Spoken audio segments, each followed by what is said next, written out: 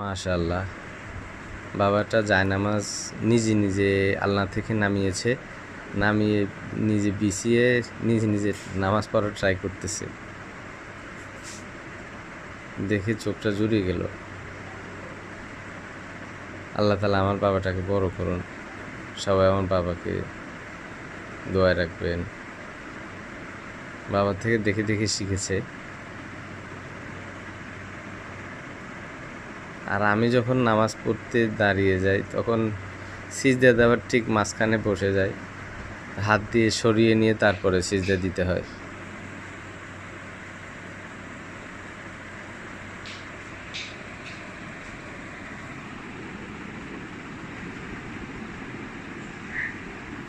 আমার বাবাকে পাঞ্জাবিতে কেমন লাগতেছে কমেন্ট করে জানাবেন। এটা হচ্ছে আমার বাবার ঈদের পাঞ্জাবি।